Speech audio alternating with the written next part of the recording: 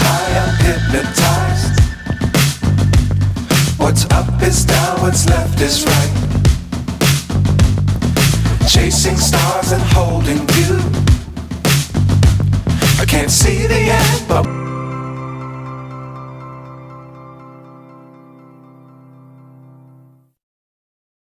मैं रवि कौशिक। हमने आईआईटी कानपुर में रिसर्च करते हुए एसी का एयर प्यूरिफायर बनाया है जो कि दुनिया का पहला है। ये जो आपको दिख रहा है ये एक मॉड्यूल जो कि आपके एसी के ऊपर बैठ जाता है, ये है वो पहला दुनिया का एसी एयर प्यूरिफायर। आजकल अस्थमा, एलर्जी, साइनस, इन सब की प्रॉब्लम हर घर में है। और प्रॉब्लम होती किस वजह से? क्योंकि हम प्रदूषित हवा या फिर पॉल्यूटेड एयर को इनहेल करते हैं, उस वजह से ये सारी प्रॉब्लम होती है। आपका एसी जो होता है वो हमेशा पॉल्यूटेड एयर को ही रिसर्कुलेट करता रहता है, बाहर से हवा बिल्कुल भी नहीं आती है इसमें।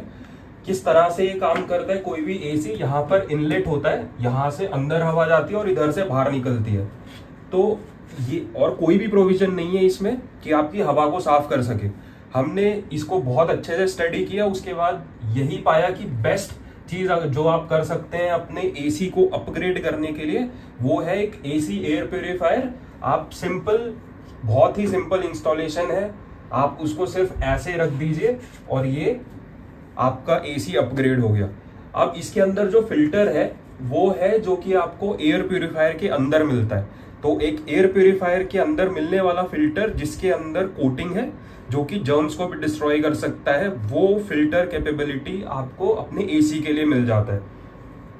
अभी हमारे पास इस तरह के फिल्टर्स होते हैं जो कि एसी में आते हैं और ये PM 2.5 को निकालने के लिए बिल्कुल 0% एफिशिएंसी होती है। मैं एक डेमो भी करके दिखाता हूँ। यहाँ पे आप देखिए कि 24 PM 2.5 चल रहा है एंड इसको लगाने के बाद भी कोई भी असर नहीं है, वो 24-26 के आसपास ही लिंगर अराउंड करता रहेगा। अब यहीं पे अगर मैं ये वाला फिल्टर लगाता हूं तो अब आप देखिए किस तरह से एकदम शार्प ड्रॉप आ रहा है। अब ये 12, 10, 9, 7 सिंगल डिजिट में आ गया। और अगर हम इसको निकालेंगे वो दोबारा से उतने पे ही आ जाएगा जो आसपास हवा है। तो 5, 6, तो अब ये बढ़ता चला जाएगा और दोबारा से 24-25 के आसपास आ जाएगा। तो इस तरह से ये एक एफिशिएंट सिस्टम है। रिसेंटली हमने आईआईटी कानपुर में इसको टेस्ट किया है और ये पाया है कि सिर्फ आधे घंटे के अंदर आधा पॉल्यूशन खत्म हो जाता है और 2 घंटे के अंदर डेंजरस सब माइक्रोन पार्टिकल्स जो कि 1 माइक्रोमीटर और उससे नीचे होते हैं, PM10, 2.5, PM1, उनको भी निकाल सकता है बाई 90% एफिशिएंसी। और देखिए बढ़ता जा रहा है। नमस्कार। दिल्ली की हवा को जहरीला होते हुए देखा है और इसी वजह से मेरे दिल में भी जिज्ञासा जगी कि इस एयर पोल्यूशन के सॉल्यूशन क्या हो सकते हैं।